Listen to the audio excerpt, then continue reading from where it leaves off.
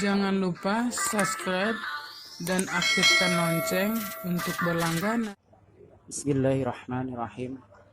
Assalamualaikum warahmatullahi wabarakatuh. Innal hamdalillah wassalatu wassalamu ala Rasulillah wa ala alihi wa sahbihi wa man tabi'ahum bi ihsani illa yaumil qiyamah. Amma ba'du.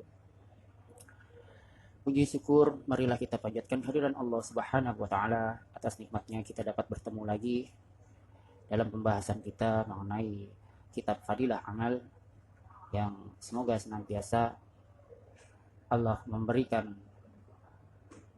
pelajarannya, ilmunya bagi kita semua yang saat ini sahabat-sahabatku menyaksikan dalam pembahasan mengenai pentingnya persahabatan dengan para solihin dan menyertai majelis mereka. Pada kesempatan kali ini saya akan membahas tentunya mengenai bersahabat dengan para solihin dan mereka yang menyertai majelis mereka. Betapa pentingnya saudara-saudaraku, sahabat-sahabatku yang diberkahi Allah Subhanahu wa taala. Pada zaman sekarang sangatlah sulit kita menemukan, mencari teman-teman yang sangat berilmu. Kebanyakan di antara kita menemui teman-teman yang sulit sekali mengajak kita untuk kebaikan dan terutama mengajak kita dalam bermajelis. Alhamdulillah pada kesempatan kali ini mulai dalam membahas, saya mengharap kepada kaum muslimin agar memperhatikan satu hal yang sangat penting, yaitu hendaknya selalu berhubungan dengan mereka yang senantiasa dekat dengan Allah dan selalu mendatanginya. Perbuatan ini dapat menyebabkan kekuatan amal, agama serta mendatangkan kebaikan dan keberkahan dalam hidup kita. Rasulullah SAW bersabda, "Ala adulluka ala milaki hadzal umri alladhi tusibu bihi khairat dunya wal akhirah alika bimajalisi ahli dzikri." Maukah aku tunjukkan kepadamu suatu perkara yang menguatkan agama dan dengannya kamu akan memperoleh kebaikan di dunia dan di akhirat. Hendaknya kamu menyertai majelis-majelis ahli zikir, orang yang selalu mengingat dan membesarkan Allah Azza wa Jalla. Untuk dapat menyertai mereka yang dekat dengan Allah, hendaknya kita mengetahui ciri-ciri sebenarnya orang yang mencintai Allah dan Rasul-Nya.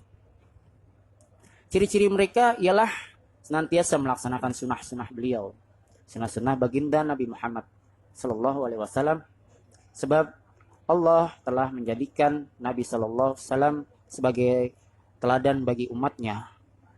Allah Subhanahu wa taala berfirman, "Qul in kuntum tuhibbunallaha fattabi'uni yuhibbukumullahu wa yaghfir lakum dzunubakum. Wallahu ghafurur rahim." Katakanlah, wahai Muhammad, jika kamu benar-benar mencintai Allah, ikutilah aku. Senantiasa Allah mencintaimu dan mengampuni dosa-dosamu, dan Allah Maha Pengampun lagi Maha Penyayang. Surat Ali Imran ayat ke-31. Oleh karena itu, barang siapa mengikuti Rasulullah Shallallahu Alaihi Wasallam dengan sempurna, berarti ia waliullah. Dan barang siapa jauh dari sunnahnya, maka ia telah jauh dari Allah dan terjauh dari rahmatnya. Para ahli tafsir menulis bahwa barang siapa mengaku mencintai Allah tetapi tidak mengikuti sunnah baginda Nabi Muhammad SAW, maka ia adalah pendusta. Karena sudah menjadi kaidah dalam bercinta bahwa kita akan mencintai segala sesuatu yang berhubungan dengan yang kita cintai. Jika kita mencintai seorang, kita pun akan mencintai rumahnya dan segala fasilitasnya. Jadi sahabat-sahabatku yang semoga Allah muliakan, semoga Allah rahmati,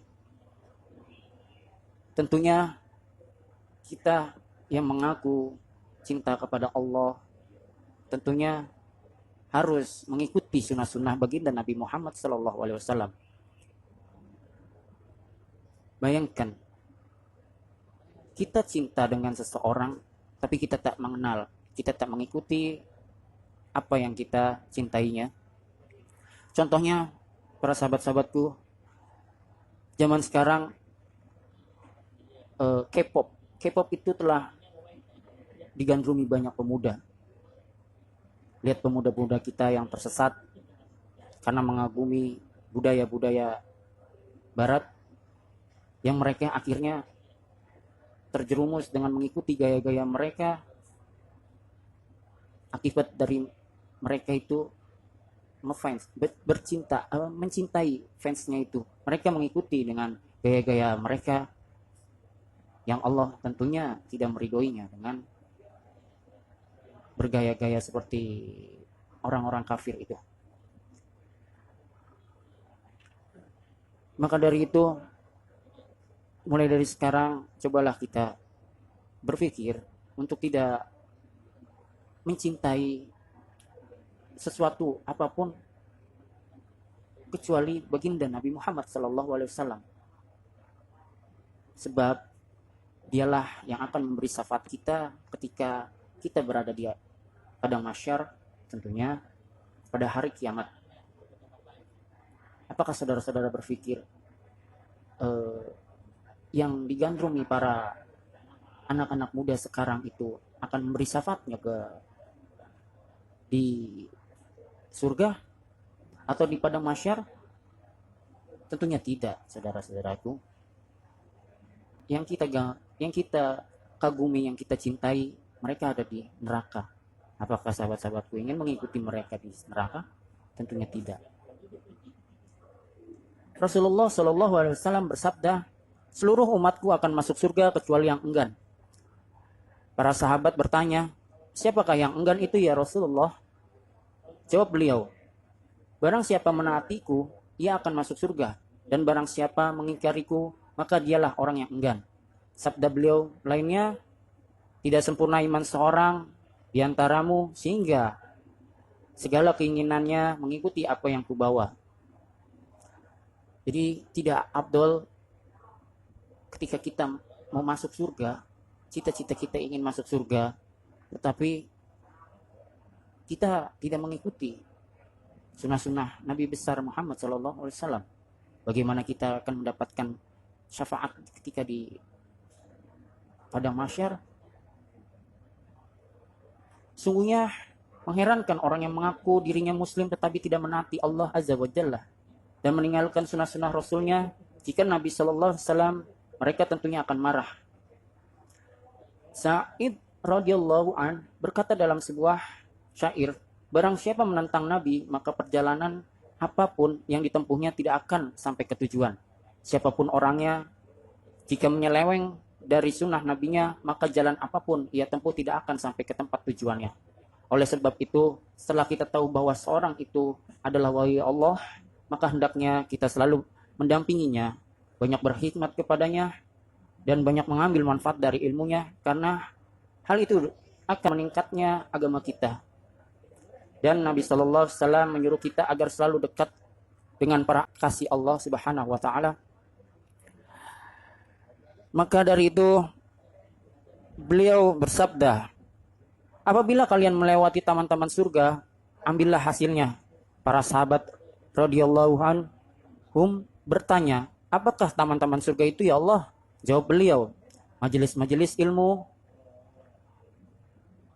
Nabi SAW bersabda, sesungguhnya Luqman Hakim berkata kepada anaknya, wahai anakku, sertailah para ulama dan dengarlah ucapan-ucapan ahli hikmah. Karena sesungguhnya Allah menghidupkan hati yang mati dengan nur hikmah, sebagaimana dia menghidupkan tanah yang mati dengan air hujan. Lalu seorang sahabat bertanya kepada Nabi SAW, siapakah sahabat yang terbaik bagi kami? Jawabnya, seorang yang jika kamu melihatnya, kamu teringat Allah. Jika kamu mendengar ucapannya, pengetahuanmu mengenai Islam bertambah. Dan jika kamu melihat perilakunya, kamu teringat akhirat. Hadis ini menyebutkan hamba Allah yang terbaik adalah yang jika kamu melihatnya, kamu teringat Allah Subhanahu wa taala. Dan Allah berfirman, "Ya ayyuhalladzina amanu taqullaha wa kunu ma'as shadiqin." Wahai orang-orang yang beriman, bertakwalah kamu kepada Allah dan hendaknya kamu bersama orang-orang yang benar. Oleh sebab itu, berusahalah mencari kasih-kasih Allah. Rasulullah SAW bersabda, tidak ada suatu kaum yang mengingat Allah dalam suatu majelis kecuali malaikat akan berkerumun mengelilinginya, rahmat akan bercucuran di atasnya. Diturunkan kepada mereka sakinah dan Allah akan mengingat mereka dalam majelis para malaikat. Adakah kehormatan yang lebih terhormat bagi kaum mukmin daripada yang diberikan Allah dengan mengingat mereka di dalam majelisnya? Jadi sahabat-sahabatku yang dimuliakan Allah Subhanahu wa taala, pentingnya kita mencari teman, mencari orang yang membuat kita bertambah keimanannya, bertambah pengetahuan Islamnya, dan itu sangat penting saudara-saudaraku. Dan carilah, jangan patah semangat untuk mencari teman-teman seperti itu, orang-orang seperti itu. Maka dekatilah dan belajarlah dengan beliau. Zaman sekarang harus pintar-pintarlah mencari teman, pintar-pintarlah bergaul. Apakah dia menjerumuskan kita atau menambah keimanan kita? Semoga ini bisa bermanfaat bagi saya, khususnya untuk para sahabat-sahabatku, yang semoga ini menjadi pelajaran bagi kita. Dan mungkin hanya itu yang dapat saya sampaikan. Mungkin ini dapat diaplikasikan pada kita semua, yang semoga Allah memberikan kekuatan kita untuk bisa bertemu dengan orang-orang yang mencintai Allah, dan semoga Allah mempertemukan kita dengan para kekasih-kasihnya Allah. Mungkin dapat bermanfaat. Saya tutup dengan kafaratul majlis. Subhanakallahumma wa bihamdik, asyhadu an la ilaha illa anta, astaghfiruka wa atubu ilaik. Assalamualaikum warahmatullahi wabarakatuh.